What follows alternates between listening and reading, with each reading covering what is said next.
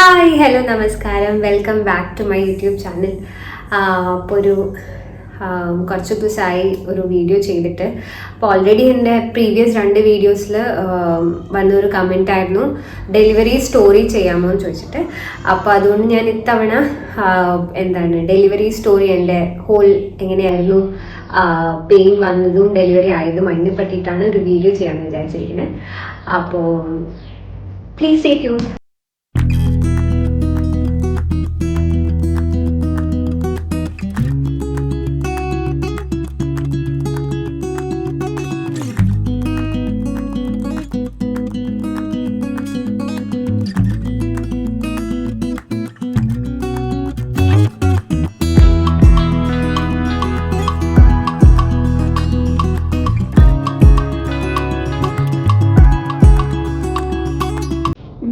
അപ്പൊ ആദ്യമായിട്ട് എനിക്ക് പെയിൻ, എൻ്റെ ഡെലിവറി ആയതിന് ഒരു 3 days മുന്നേ എനിക്ക് ഓൾറെഡി ഒരു 1 time പെയിൻ വന്നിരുന്നു. അപ്പോൾ ഞാൻ വിചാരിച്ചത് ഒരു ലൈക്ക് ഭയങ്കര പെയിൻ ആയിരുന്നു, ലൈക്ക് ഏർലി മോർണിംഗ് ഒരു 2 മണി 3 മണി ഒരു സമയത്ത്. ബട്ട് അതെനിക്ക് ലേബർ പെയിൻ ആണെന്ന് തോന്നിയില്ല, ബിക്കോസ് അതൊരു കോൺട്രാക്ഷൻസ് മാതിരി ഇടയ്ക്കിടയ്ക്ക് വിട്ടല്ല വന്നത്. അതെനിക്ക് തോന്നുന്നു എന്തോ ഗ്യാസിൻ്റെ ഇഷ്യൂ ആവാം, എന്താവാം. ബട്ട് ഭയങ്കര വേദനയായിരുന്നു, നോൺ സ്റ്റോപ്പ് പെയിൻ ആയിരുന്നു. അപ്പോൾ നമ്മൾ വേറെ എന്തെങ്കിലും ആണോ എന്ന് പേടിച്ചിട്ട് നമ്മൾ വെളുപ്പിന് ഇമ്മീഡിയറ്റ്ലി ഹോസ്പിറ്റലിൽ പോയി. ഓൾറെഡി എൻ്റെ ബാഗൊക്കെ ഞാൻ പാക്ഡ് ആയിരുന്നു, അപ്പോൾ അതൊക്കെ എടുത്തുകൊണ്ട് നേരെ അങ്ങോട്ട് പോവുക ചെയ്തത്. പോയി ചെന്നപ്പോൾ ഡോക്ടർ പറഞ്ഞു ലൈക്ക് കോൺട്രാക്ഷൻസ് അങ്ങനെ ഇല്ല, അപ്പോൾ അതുകൊണ്ട് തന്നെ ലേബർ പെയിൻ ആയിട്ടില്ല. ബട്ട് എന്നാലും ഒരു ദിവസം നമ്മളവിടെ അഡ്മിറ്റ് ചെയ്തു, ലൈക്ക് ഒന്ന് വാച്ച് ചെയ്യാൻ വേണ്ടിയിട്ട്. അപ്പോൾ കുഴപ്പമൊന്നും ഉണ്ടായിരുന്നില്ല. അങ്ങനെ നെക്സ്റ്റ് ഡേ നമ്മൾ തിരിച്ച് വീട്ടിലേക്ക് വന്നു. അപ്പോൾ അന്ന് തന്നെ ഡോക്ടർ പറഞ്ഞിരുന്നു നെക്സ്റ്റ് ടൈം എപ്പോഴെങ്കിലും ഒരു പെയിൻ വരുവാണെന്നുണ്ടെങ്കിൽ നമ്മൾ അഡ്മിറ്റ് ചെയ്യേണ്ടി വരും. അപ്പോൾ അത് കഴിഞ്ഞ് ആ ഇൻസിഡൻറ്റ് കഴിഞ്ഞ് ഒരു 3 days കഴിഞ്ഞപ്പോഴാണ് എൻ്റെ ലേബർ പെയിൻ ആയിട്ട് എനിക്കൊരു സെയിം ഒരു 3 o'clock ഒരു ടൈമിൽ കോൺട്രാക്ഷൻസ് വന്നു തുടങ്ങി. അപ്പോൾ നമ്മൾ ഈ യൂട്യൂബ് വീഡിയോസും ഡോക്ടർ പറഞ്ഞത് വെച്ചിട്ട് നമുക്കൊരു ഐഡിയ ഉണ്ടാവുമല്ലോ എങ്ങനെയാണ് കോൺട്രാക്ഷൻസ് വരിക, ഗ്യാപ്പ് കുറഞ്ഞു വരും. അപ്പോൾ അതിനനുസരിച്ചിട്ട് നമ്മൾ പ്ലാൻ ചെയ്ത് ഹോസ്പിറ്റലിൽ എത്തിയാൽ മതി, ഹരിബറി ചെയ്യേണ്ടെന്നൊക്കെ ഡോക്ടർ പറഞ്ഞിരുന്നു. അപ്പോൾ ഞാനങ്ങനെ നോക്കുമ്പോൾ എൻ്റെ ഹസ്ബൻഡും കൂടെ ഉണ്ട്. അപ്പോൾ ഞങ്ങൾ രാത്രി ഒരു പെയിൻ വന്ന് തുടങ്ങി. അപ്പോൾ ചെറിയ ഇൻ്റർവെൽസിൽ വരുന്നുണ്ട്. അപ്പോൾ ഞങ്ങൾ വിചാരിച്ചു ഓക്കെ പോവാൻ ടൈമായി. അപ്പോൾ ഡോക്ടർ പറഞ്ഞാൽ ഞങ്ങൾ ഹരിബറി ചെയ്തില്ല, അച്ഛനും അമ്മയും അവരോട് പറഞ്ഞു. ഞാൻ കുളിച്ചു, ഫ്രഷായി. ഞാൻ കുളിച്ച് ഫ്രഷ് ആയതുകൊണ്ടാണോ അറിയില്ല, എല്ലാവരും കുളിച്ചു ഫ്രഷായി, അമ്മയും അച്ഛനും ഹസ്ബൻഡും എല്ലാവരും. ഞങ്ങൾ 4 പേരും കുളിച്ച് ഫ്രഷൊക്കെ ആയി, പ്രാർത്ഥിച്ചു, ഫോട്ടോയും വീഡിയോ ഒക്കെ എടുത്ത്. നിങ്ങൾ വിചാരിക്കുന്ന പെയിനിൻ്റെ ഇടയ്ക്ക് എങ്ങനെ ഇതൊക്കെ ചെയ്യുന്നത്, പെട്ടത് കോൺട്രാക്ഷൻ ഒരു കുറച്ച് ടൈമിലാണല്ലോ. അപ്പോൾ ആ ഒരു പെയിൻ പോയി കഴിയുമ്പോൾ പിന്നെയും കണ്ടിന്യൂ ചെയ്യാം, ഫോട്ടോ വീഡിയോ എടുക്കുക. പെയിൻ വരുമ്പോൾ ഞാൻ അവിടെ ഇരിക്കും, എന്നിട്ട് ആ പെയിൻ സബ്സൈഡ് ചെയ്യാൻ വേണ്ടി വെയിറ്റ് ചെയ്യും. അങ്ങനെയായിരുന്നു. അതെല്ലാം കഴിഞ്ഞ് ഞങ്ങൾ ബാഗൊക്കെ പാക്ക് ചെയ്ത് ഞങ്ങൾ പോയി ഹോസ്പിറ്റലിൽ.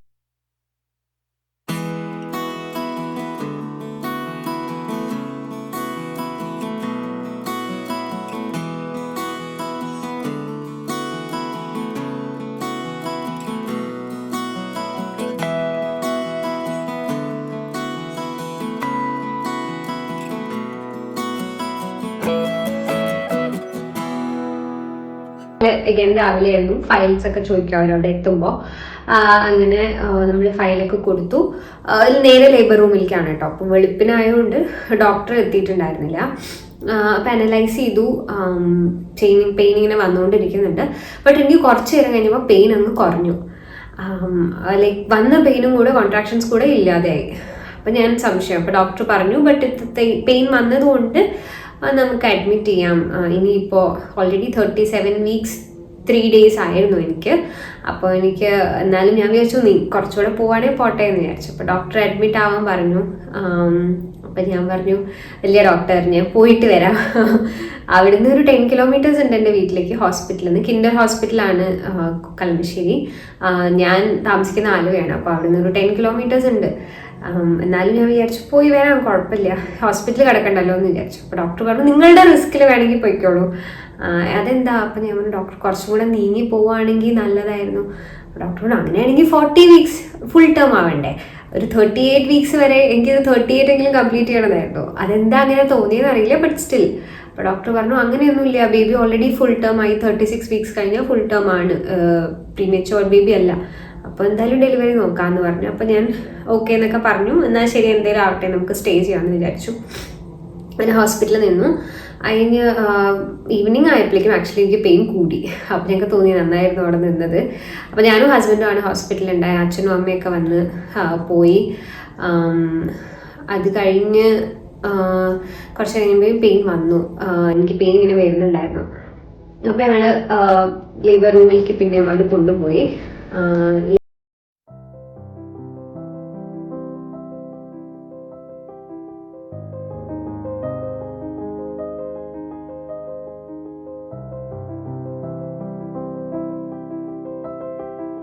പോയിട്ട് അവരെ അന്ന് അവിടെ നിർത്തുകയാണ് ചെയ്തത്. ലൈക്ക് ലേബർ റൂമിൽ കടത്തി രാത്രി ഇത് വാച്ച് ചെയ്യാൻ വേണ്ടിയിട്ട് എങ്ങനെയാണെന്ന്. അപ്പോൾ ഇടയ്ക്ക് കോൺട്രാക്ഷൻസ് വരുന്നുണ്ട്, പോകുന്നുണ്ട്, PV ചെയ്യുന്നുണ്ട്. നല്ല പെയിൻഫുൾ ആയിരുന്നു PV ഒക്കെ ചെയ്യുമ്പോൾ. ബട്ട് ഇങ്ങനെ കോൺട്രാക്ഷൻസ് വന്ന് പോയിക്കൊണ്ടിരിക്കുക. അപ്പം നമ്മൾ ലേബർ റൂമിൽ സൈഡിൽ 2-3 വേറെയും ബെഡ്സ് ഉണ്ട്. അപ്പോൾ അവിടെ 1-2 പേഷ്യൻസ് ഉണ്ട്. അപ്പോൾ അവരുടെ പെയിനും ഒക്കെ നമുക്ക് കേൾക്കാം, വേദനയെല്ലാം അറിയാം. അപ്പം അങ്ങനെ ഞാൻ ലേബർ റൂമിലായിരുന്നു ആ രാത്രി. പിന്നെ ഇടയ്ക്ക് ലൈക്ക് പിന്നെ ഡോക്ടർ പറഞ്ഞു എന്തായാലും നമ്മൾ പെയിൻ കുറച്ചും കൂടെ കൂടാൻ ഇൻഡ്യൂസ് ചെയ്യണം, അങ്ങനെ ഒരു ഇതുണ്ടായിരുന്നു. അപ്പം അതിൻ്റെ ഇടയ്ക്ക് അവിടെ നമ്മൾക്ക് ഈ ഡെലിവറിക്ക് options, suit room delivery options ഉണ്ട്, സ്വീറ്റ് റൂം ഡെലിവറി ഓപ്ഷൻസ് ഉണ്ട്. അപ്പോൾ സ്വീറ്റിൽ എങ്ങനെയാണെന്ന് വെച്ചാൽ ഹസ്ബൻഡിന് കൂടെ ഡെലിവറിക്ക് വരാം, അങ്ങനെയാണ്. അപ്പം ഞാൻ വിചാരിച്ചു അങ്ങനെ ഒരു ഓപ്ഷൻ ആദ്യം മൈൻഡിൽ ഉണ്ടായിരുന്നില്ല, അത് നേരത്തെ പറയണം എന്നാണ്. ബട്ട് എന്തോ ഒരു ഭാഗ്യത്തിന് ഞങ്ങൾ പറഞ്ഞപ്പോൾ ഞങ്ങൾക്ക് കിട്ടി, അവൈലബിൾ ആയിരുന്നു. അതുകൊണ്ട് സ്വീറ്റ് റൂം ഓപ്ഷൻ എടുത്തു. അല്ലാതെ പെയിൻലെസ് ആയിട്ട് ഇപ്പോൾ എപ്പിഡ്യൂറലോ അല്ലെങ്കിൽ ഗ്യാസ് ഉണ്ട്. ഞാൻ എന്ത് ഗ്യാസ് എന്ന് പറഞ്ഞു, ഗ്യാസ് ഇൻഹെയിൽ ചെയ്യാവുന്ന ഒരു ഓപ്ഷനും കൂടെ ഉണ്ട്. അപ്പോൾ അതും ഈ 2 ഓപ്ഷൻസാണ് അവിടെ ഉള്ളത്. ഞാൻ അത് വേണ്ടാന്ന് വിചാരിച്ചിരിക്കുകയായിരുന്നു ആദ്യം. അങ്ങനെ ഞാൻ നെക്സ്റ്റ് ഡേ ഒരു ഉച്ചയ്ക്കായിരിക്കും രാവിലെ അവർ വിട്ടു കേട്ടോ, റൂമിലേക്ക് പിന്നെയും വിട്ടു. എന്നിട്ട് പറഞ്ഞു ഫ്രഷ്നപ്പൊക്കെ ആയിട്ട് വരാം, അത് കഴിഞ്ഞിട്ട് നമുക്ക് ബാക്കി മെഡിസിൻ തരും ഇൻഡ്യൂസ് പെയിൻ കൂടാൻ വേണ്ടിയിട്ട്. ആ ഒരു ഐഡിയയിലായിരുന്നു. അങ്ങനെ ഞാൻ റൂമിലൊക്കെ പോയി ഫ്രഷ്നപ്പൊക്കെ ആയി. പിന്നെ അച്ഛനും അമ്മയൊക്കെ ഉണ്ടായിരുന്നു, ഹസ്ബൻഡിൻ്റെ അച്ഛനും അമ്മയും ഉണ്ടായിരുന്നു. അപ്പോൾ ഇവരെയൊക്കെ കണ്ടു, ഞാൻ ടാറ്റയൊക്കെ പറഞ്ഞ് പോയി. അത് കഴിഞ്ഞ് ഉച്ചയ്ക്ക് മെഡിസിൻ അവർ തന്നപ്പോഴേക്കും എനിക്ക് പെയിൻ നല്ലോണം കൂടുന്നുണ്ടായിരുന്നു. അത് കഴിഞ്ഞ് പെയിൻ ഇങ്ങനെ വന്ന് കുറച്ച് എത്തിയപ്പോഴേക്കും റൂമിലേക്ക് ഷിഫ്റ്റായി. ഓൾറെഡി സ്വീറ്റ് റൂമിൽ, അതായത് ഒരു സ്വീറ്റ് റൂം എന്ന് വെച്ചാൽ ഇങ്ങനെ സ്വീറ്റ് എന്നല്ലേ പറയുന്നത്, സ്വീറ്റ് തന്നെയായിരുന്നു എന്ന് തോന്നുന്നു. അതായത് ഒരു ഡെലിവറി റൂം തന്നെയാണ്, അത് നമുക്ക് കൂടെ നിൽക്കാം, അങ്ങനെ ഒരു ഓപ്ഷനാണ്. അപ്പോൾ ഹസ്ബൻഡ് വന്നു, ഞങ്ങൾ അവിടെ ഉണ്ടായിരുന്നു. സിസ്റ്റേഴ്സും ഒക്കെ നമ്മുടെ കൂടെ 1-2 സ്റ്റാഫ്, എപ്പോഴും ആരെങ്കിലും സിസ്റ്റേഴ്സ് ഉണ്ടാവും. അപ്പോൾ എൻ്റെ കൂടെ മെയിൻലി ജൂലി സിസ്റ്ററും ചിഗ്മി സിസ്റ്ററുമാണ് ഉണ്ടായത്. എല്ലാ സിസ്റ്റേഴ്സും ഇടയ്ക്കിടയ്ക്ക് വരും പോവും. പിന്നെ എനിക്ക് തോന്നുന്നു ശില്പ എന്നായിരുന്നു സിസ്റ്ററിൻ്റെ പേര് തോന്നുന്നു. എനിക്ക് എക്സാക്ട്ലി ഇപ്പോൾ എല്ലാവരുടെയും പേര് ഓർമ്മയില്ല. അപ്പോൾ 6 മാസമായി ഡെലിവറി കഴിഞ്ഞിട്ട്. അപ്പം എല്ലാവരും ഇങ്ങനെ ഇടയ്ക്കിടയ്ക്ക് വരും, വേദന വരും. അങ്ങനെ ഒരു ഇരിക്കുമ്പോഴാണ് ഒരു 4 o'clock. അപ്പോൾ ഡോക്ടർ ഇടയ്ക്ക് ഇങ്ങനെ ഏതെങ്കിലും ഡെലിവറി കേസസ് ഒക്കെ ഉള്ളപ്പോൾ വരും കേട്ടോ.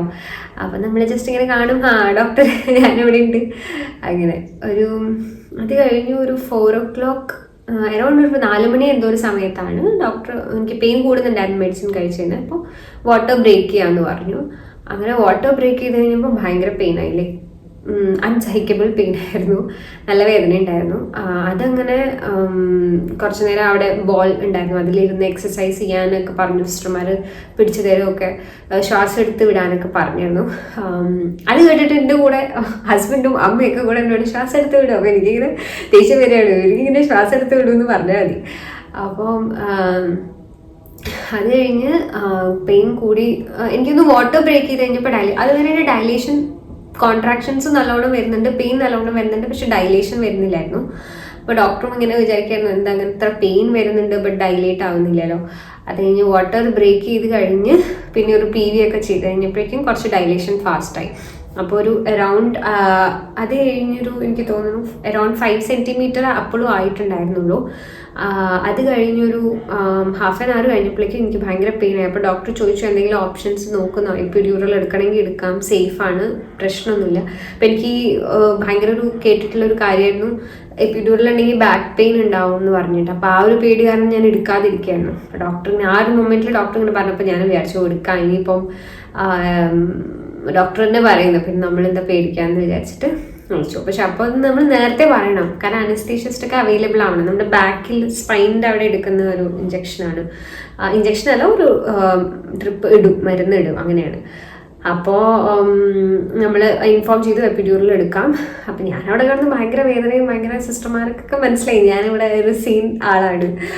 അപ്പോൾ അങ്ങനെ ആളെ വിളിച്ചു, അനസ്തീഷ്യസ്റ്റ് വന്നിട്ട് എടുക്കാൻ. അപ്പം ഞാൻ അങ്ങനെ പറയുന്നുണ്ട് പെട്ടെന്ന് ചെയ്യണം ഡോക്ടർ, പെട്ടെന്ന് ചെയ്യണം. ബിക്കോസ് ഇവർക്കൊരു ടൈം ഉണ്ട്. എനിക്ക് തോന്നുന്നു ഒരു 5 സെൻറ്റിമീറ്ററിൽ കൂടുതലായി കഴിഞ്ഞാലും അവർക്കിത് പാടാണ്, ഇത് കുത്താനും ഇത് മരുന്നിടാനും. അപ്പോൾ ആ ഒരു ടൈം ലിമിറ്റിലെല്ലാം ചെയ്യണം എന്നാണ്. എന്നിട്ട് ഡോക്ടർ അത് വന്ന് ചെയ്തു. സിസ്റ്റർമാരെന്നെ ഇങ്ങനെ പിടിച്ചിരിക്കുകയായിരുന്നു കയ്യിലും കാലിലൊക്കെ. ബിക്കോസ് വേദന വരുമ്പോൾ ഞാനിങ്ങനെ മൂവ് ചെയ്യാണ്. അപ്പോൾ മൂവ് ചെയ്യാൻ പാടില്ല അത് കയറ്റുമ്പോൾ. അത് കഴിഞ്ഞ് ഫൈനലി അത് കഴിഞ്ഞ് പെയിൻ നല്ലോണം കുറഞ്ഞു. അതെനിക്ക് തോന്നുന്നു അറ്റ് അറൗണ്ട് ഒരു 5 മണി 5:30 സമയത്ത് എന്തോ ആണ് ഇത് ഇട്ടിരുന്നത്, എപ്പിഡ്യൂറൽ ചെയ്തത്. അത് കഴിഞ്ഞ് ഒരു 1 hour എനിക്ക് നല്ല സുഖമായിരുന്നു. ഞാനിങ്ങനെ പെയിനൊക്കെ കുറഞ്ഞു, കുറച്ച് റെസ്റ്റ് ചെയ്യാൻ പറ്റി, കുറച്ച് നേരം ഒന്ന് കടന്നു. അപ്പോൾ അമ്മമാരൊക്കെ വന്ന് കണ്ടു. ഹസ്ബൻഡ് പിന്നെ കൂടെ തന്നെ ഉണ്ടായിരുന്നു. അമ്മമാർ വന്ന് കണ്ടു, ഇടയ്ക്ക് ഇങ്ങനെ എന്നിട്ട് പിന്നെ അവർ പോയി. അത് കഴിഞ്ഞൊരു 6:30 ഒക്കെ അവൻ്റെ ഡൈലേഷൻ അത്യാവശ്യം ആയിരുന്നു. ഒരു 1 hour എനിക്ക് തോന്നുന്നു എപ്പിഡ്യൂറൽ കഴിഞ്ഞൊരു 1 hour കഴിഞ്ഞപ്പോഴേക്കും എനിക്ക് അത്യാവശ്യം ഡൈലേഷൻ ആയി. അപ്പോൾ പിന്നെ ഞങ്ങൾ ഡോക്ടർ പിന്നെ വന്നു, നമുക്ക് പുഷ് ചെയ്യാം, ബേബി ഡെലിവറി ടൈമായി. അത് കഴിഞ്ഞ് പുഷിങ് കുറച്ച് ടൈം എടുത്തു, അറൗണ്ട് 1/2 hour എനിക്ക് തോന്നുന്നു പുഷ് ചെയ്തുകൊണ്ടേ ഇരിക്കായിരുന്നു. അപ്പോഴേക്കും എപ്പിഡ്യൂറലിൻ്റെ എഫക്റ്റ് എനിക്ക് ഫീൽ ചെയ്യുന്നുണ്ടായിരുന്നില്ല. ബിക്കോസ് നമ്മൾ പുഷ് ചെയ്യുന്ന ടൈമിൽ ആ കോൺട്രാക്ഷൻ ഇല്ലേ, ബേബി താഴേക്ക് ഇറങ്ങി വന്ന സമയത്തേക്കും നല്ല വേദനയായിരുന്നു. അപ്പം ഞാനെന്നിങ്ങനെ പറഞ്ഞത് എന്താ ഈ എപ്പിഡ്യൂറൽ എടുത്തതിൻ്റെ എഫക്റ്റ് ഒന്നും ഇല്ല. ബിക്കോസ് പെയിൻ വരുമ്പോൾ ഭയങ്കര പെയിനാണ്. എനിക്ക് ആ ഒരു നേരത്തെ കുറച്ച് മുന്നേ എനിക്ക് ഉണ്ടായിരുന്ന ആ ഒരു കംഫർട്ടൊന്നും ഉണ്ടായിരുന്നില്ല. അപ്പോൾ ബട്ട് അങ്ങനെ ഞാൻ പറഞ്ഞു കേട്ടിട്ടുണ്ട്, ലൈക്ക് എന്താണ് ഈ ഒരു നോർമൽ ഡെലിവറി സമയമാകുമ്പോഴേക്ക് എപ്പിഡ്യൂറലിൻ്റെ എഫക്റ്റ് കുറയുന്നു. ബട്ട് അങ്ങനെയാണോ എന്താണോ എന്നറിയില്ല. ബട്ട് എനിക്ക് അങ്ങനെ വേദന അറിയായിരുന്നു. അതുകൊണ്ട് എനിക്ക് പറ്റുന്നുണ്ട്. ഭയങ്കര വേദന എടുത്ത് നമ്മളൊരു ഗ്യാപ്പ് എടുത്ത് പെയിൻ വരുമ്പോഴാണല്ലോ പുഷ് ചെയ്യേണ്ടത്. കുറേ പുഷസ് കഴിഞ്ഞു, അറൗണ്ട് 20 minutes 30 minutes ഒക്കെ ആയി കഴിഞ്ഞിട്ടാണ് ഫൈനലി ഞാൻ പറഞ്ഞു എനിക്ക് വയ്യ പറഞ്ഞു. ഭയങ്കര ടയേർഡായി. അപ്പം സിസ്റ്റർമാരെല്ലാവരും ഇങ്ങനെ ചുറ്റും നിൽക്കുകയാണ്, ഡോക്ടർ നിൽക്കുന്നുണ്ട്. നമ്മൾ വേദന പുഷ് ചെയ്യുമ്പോഴേക്കും അവർ നമ്മളെ നന്നായിട്ട് എൻകറേജ് ചെയ്യും, പുഷ് ചെയ്യാമെന്ന് പറഞ്ഞിട്ട്. അത് കഴിഞ്ഞ് ഒരു ടൈം എനിക്ക് വയ്യാതെ ഭയങ്കര നമ്മൾ ടയേർഡാവും, എക്സോസ്റ്റഡ് ആവും കംപ്ലീറ്റ്ലി. അപ്പോൾ ഡോക്ടർ ഇങ്ങനെ പറഞ്ഞു ഇനി ഒരു പുഷും കൂടെ ചെയ്താൽ മതി, ബേബി ഓൾമോസ്റ്റ് എത്തി പറഞ്ഞു. അപ്പോൾ അങ്ങനെ ഡോക്ടർ കട്ട് ചെയ്തു, ലൈക്ക് നമുക്കവിടെ ബേബി വരുന്ന അവിടെ കട്ട് ചെയ്യും. അങ്ങനെ കട്ട് ചെയ്തിട്ട് നെക്സ്റ്റ് ഒരു പുഷിൽ ലൈക്ക് അപ്പോൾ ഹസ്ബൻഡ് പറയുന്നുണ്ട് ഓൾമോസ്റ്റ് ഹെഡ് പുറത്തായി, നമുക്ക് ആ മുടി കുറച്ച് കാണാമല്ലോ. അങ്ങനെ കട്ട് ചെയ്തു. അങ്ങനെ ബേബി ഫൈനലി ഒരു 7 മണിയൊക്കെ ആയിരിക്കും ബേബി പുറത്തേക്ക് വന്നു. ലൈക്ക് നമുക്ക് ഭയങ്കര ഒരു ആശ്വാസമാണ്. സമാധാനം, വേദനയൊക്കെ ക്ഷമിച്ചു.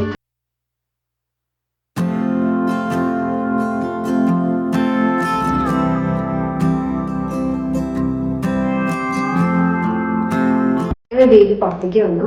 അപ്പോൾ ഭയങ്കര സന്തോഷമായിരുന്നു. ഫസ്റ്റ് ഡോക്ടർ എന്താ പറഞ്ഞത് ഞാൻ എക്സാക്ട്ലി കേട്ടില്ല കേട്ടോ, ബേബി ഗേളാണ് ബോയാണ്. നമുക്ക് ആ ഒരു സമയത്ത് ബേബി പുറത്തേക്ക് വന്നു, അതിൻ്റെ ഒരു സന്തോഷമുള്ളൂ. ബേബി കരയുന്നുണ്ടോ, ആ 2 കാര്യങ്ങൾ മനസ്സിലുണ്ടായിരുന്നുള്ളൂ.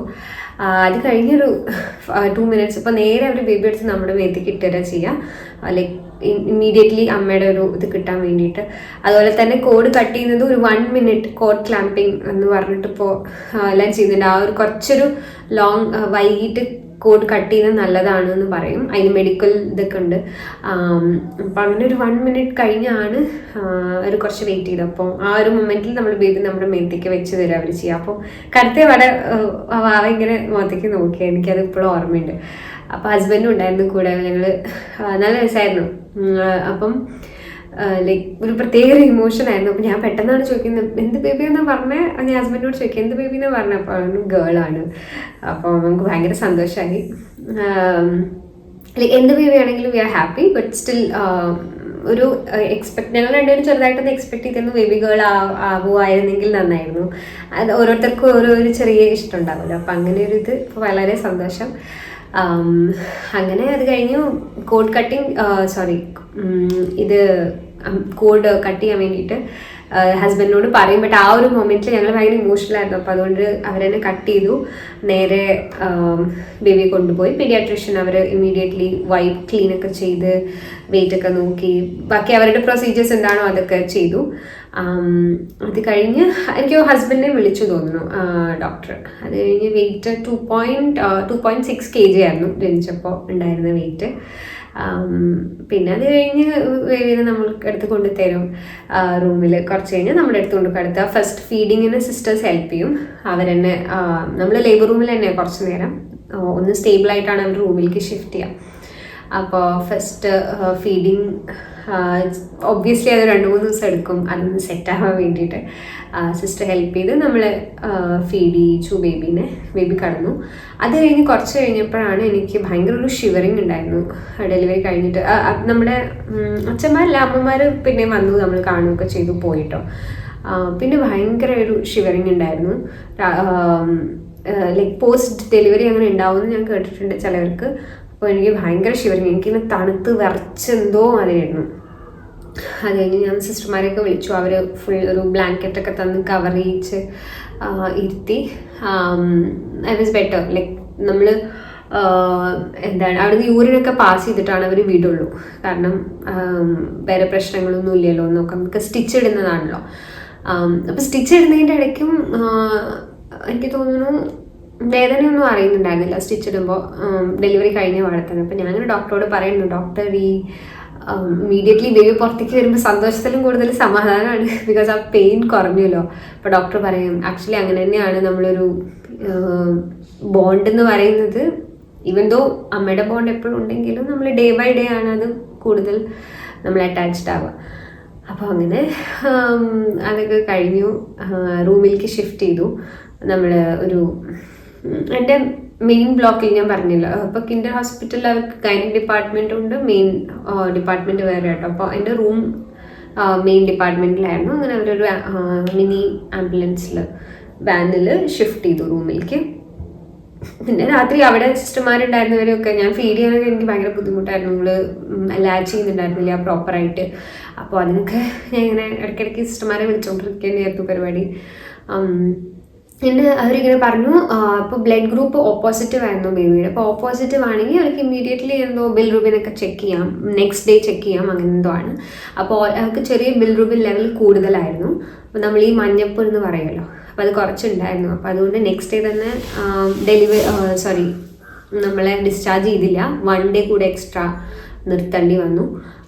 സ്റ്റിച്ച് വേറെ പ്രശ്നമൊന്നും ഉണ്ടായിരുന്നില്ല കേട്ടോ. ഡോക്ടർ പറഞ്ഞിരുന്നു ഉപ്പിട്ട് ഇരിക്കുക, സ്ലിറ്റ്സ് ബാത്ത് ചെയ്യുക, അങ്ങനെ കുറച്ച് കാര്യങ്ങളൊക്കെ. എനിക്ക് വേറെ പ്രശ്നങ്ങളൊന്നും ഉണ്ടായിരുന്നില്ല. അപ്പോൾ ബേബിക്ക് ഈ ഒരു മഞ്ഞപ്പുള്ളത് കൊണ്ട് ഡോക്ടർ അങ്ങനെ പറഞ്ഞിരുന്നു. അപ്പം ഞങ്ങൾ ഡോക്ടർ ജോർജ് തന്നെയാണ് അവിടെ കൺസൾട്ട് ചെയ്തിരുന്നത്. നല്ല ഡോക്ടറായിരുന്നു കേട്ടോ. ഡോക്ടർ നമുക്ക് ഇങ്ങനെ എല്ലാം പറഞ്ഞു തരും, എങ്ങനെയാണ് ഭയങ്കര ഒരു ഫണ്ണി വേയിലും എൻ്റർടൈനിങ് ആയിട്ടാണ് ഡോക്ടർ സംസാരിക്കുന്നത്. അപ്പോൾ അങ്ങനെ ഇത് കുറച്ച് കൂടുതലായതുകൊണ്ട് ഒന്ന് ഫോട്ടോ തെറാപ്പി ചെയ്യണമെന്ന് പറഞ്ഞു. അപ്പോൾ ഫോട്ടോ നമുക്ക് അവർ കൊണ്ടുപോകില്ല, NICUയിലേക്കൊന്നും കൊണ്ടുപോകില്ല. അവിടെ കൊണ്ടുവന്നിട്ട് റൂമിൽ ഒരു മെഷീൻ ഉണ്ട്, അത് വെച്ചിട്ട് അതിൽ ബേബീനെ കടത്തുക ചെയ്യുക, ചൂട് കൊള്ളിക്കാൻ വേണ്ടിയിട്ട്. അപ്പം അത് കുറച്ച് ടാസ്ക് ആയിരുന്നു. എന്താണെന്ന് വെച്ചാൽ ഇവളിങ്ങനെ കണ്ണിൽ വെക്കുന്ന സാധനം ഇടയ്ക്കിടയ്ക്ക് ഇങ്ങനെ ഊരിക്കളയും മീൻസ് നീങ്ങിയിട്ട് ഇതൊക്കെ ഊരിപ്പോവായിരുന്നു. നമ്മളിങ്ങനെ സൂക്ഷിച്ച് നോക്കിയിരിക്കണം, അത് കണ്ണിലേക്ക് ആവാതിരിക്കാനും ഒക്കെ നല്ലോണം ചൂട് കിട്ടാൻ വേണ്ടിയിട്ട്. പിന്നെ നല്ലോണം ഫീഡ് ചെയ്യുക, അതാണ് ഈ ബിൽറുബിൻ ലെവൽ കുറയാനുള്ള ഏറ്റവും ബെസ്റ്റ് ഓപ്ഷൻ. ഫീഡ് ചെയ്ത് നല്ലോണം യൂറിനും മോഷനും പോവുകയാണെങ്കിൽ നല്ലതാണ്. അപ്പോൾ അങ്ങനെ 1 day കൂടെ എക്സ്ട്രാ നിന്നു. അപ്പോൾ ലെവൽ കുറഞ്ഞു, means completely out of border അല്ലെങ്കിലും നല്ലോണം കുറഞ്ഞു ലെവൽ. ഡോക്ടർ പറഞ്ഞു ഇനിയിപ്പോൾ നിങ്ങൾ പോയിട്ട് വന്നാലും മതി, അടുത്താണോ? അപ്പം ഞങ്ങൾ പറഞ്ഞു ഞങ്ങൾ പോയി വരാം എന്ന് പറഞ്ഞു. അങ്ങനെ ഒരു 2 days കഴിഞ്ഞിട്ട് പിന്നെയും കൺസൾട്ടേഷൻ ഉണ്ടായിരുന്നു. അപ്പോഴേക്കും ബേബിയുടെ ലെവൽ നോർമൽ ആയിരുന്നു കേട്ടോ. അതുകൊണ്ട് പിന്നെ ഞങ്ങൾക്ക് അങ്ങനെ പ്രശ്നങ്ങളും കോംപ്ലിക്കേഷൻസ് ഒന്നും ഉണ്ടായിട്ടില്ല. അപ്പോൾ ഇത്രയൊക്കെയാണ്.